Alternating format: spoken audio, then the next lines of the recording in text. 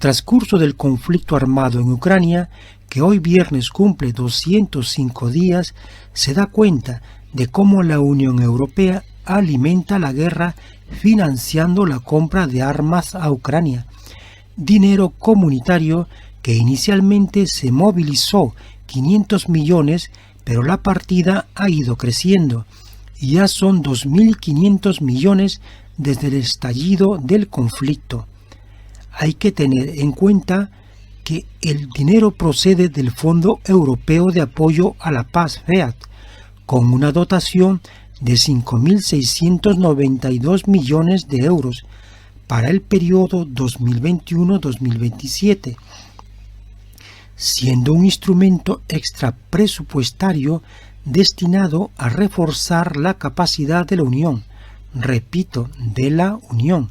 En este caso, no podría ser destinado a Ucrania, por ser un país candidato y no socio comunitario, siendo esta una decisión puramente política. Se puede interpretar exactamente así como lo explica fuentes del Consejo, que, abro comillas, no estaba pensado para ayudar a un país en guerra, estaba pensado para una situación completamente diferente, cierro comillas. Por cierto, dada la prolongación de la guerra y sin fecha de caducidad, estamos seguros de que en poco tiempo tocaremos fondo, literalmente. Si por un lado la Unión Europea financia la guerra en Ucrania, por otro lado Estados Unidos hace lo mismo. La suma de la ayuda militar de Estados Unidos supera los 13.500 millones desde el inicio del conflicto en febrero. Ante esta brutal ayuda armamentística, no es difícil ignorar que la respuesta de la Unión Europea y los Estados Unidos para defender, entre comillas, a Ucrania no contribuye a la resistencia ucraniana, sino a prolongar y agravar el conflicto, que puede volverse crónico, independientemente del sufrimiento que lleva a que más personas mueran y a la destrucción. La Unión Europea y los Estados Unidos avivan la tragedia y la destrucción a gran escala a medida que aumenta el apoyo militar a Ucrania. No solo está provocando una tragedia humanitaria masiva, sino que también representa una amenaza devastadora para la economía mundial. Ante esta crueldad y maldad criminal, la Unión Europea responde sin ningún propósito de detener la guerra y promover la paz. Miremos cómo se pronuncian a favor de la guerra. El gobierno de Ucrania cree que la guerra a gran escala de Rusia contra Ucrania se prolongará más allá de 2022, aseguraron dos altos cargos del ejército ucraniano. El gobierno envía a Ucrania un avión del ejército cargado con munición de artillería de campaña de grueso calibre, proyectiles de largo alcance.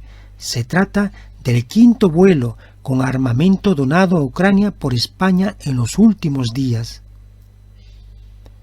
El alto representante de la Unión Europea para Política Exterior, Josep Borrell, declara: los europeos debemos estar dispuestos a pagar un precio por apoyar a Ucrania y mantener la unidad.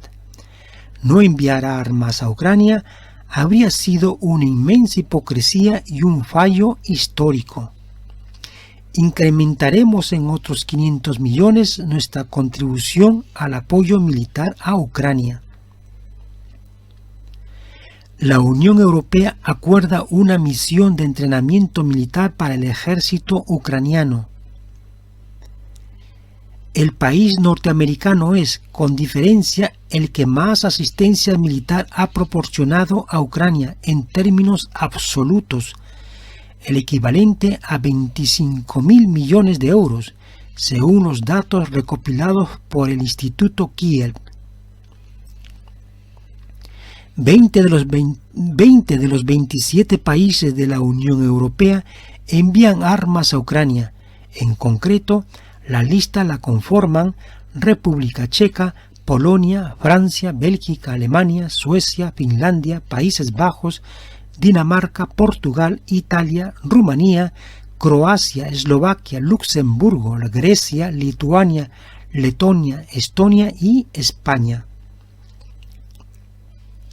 Emmanuel Macron asegura que Francia seguirá movilizada para ayudar a la resistencia militar de los ucranianos. El canciller alemán Olaf Scholz declara que entendemos la posibilidad de una escalada militar mayor, así que hacemos una importante promesa: continuaremos apoyando a Ucrania con nuevos envíos de armas. La esposa del presidente de Ucrania, Olena Zelenska, ante el Congreso de Estados Unidos: les pido algo que nunca me habría gustado hacer. Estoy reclamando armas, no para declarar la guerra a otro territorio, sino para proteger nuestra casa y el derecho a vivir en ella. Volodymyr Zelensky: recuperaremos Crimea porque es nuestro territorio.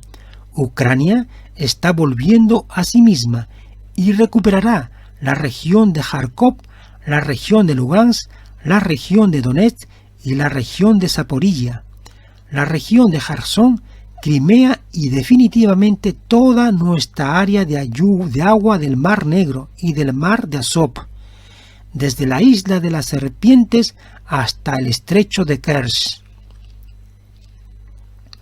El secretario de Estados Unidos, Antony Blinken: hay que seguir insistiendo en que Crimea es Ucrania, igual que Donetsk y Lugansk son Ucrania, y cada parte del territorio ucraniano ocupado es Ucrania. Así declara Yulia Timoshenko, oligarca y exministra de Ucrania. Para alcanzar la paz hay que incrementar más armas a Ucrania y derrotar a Rusia. La victoria en el campo de batalla es el único camino hacia la paz.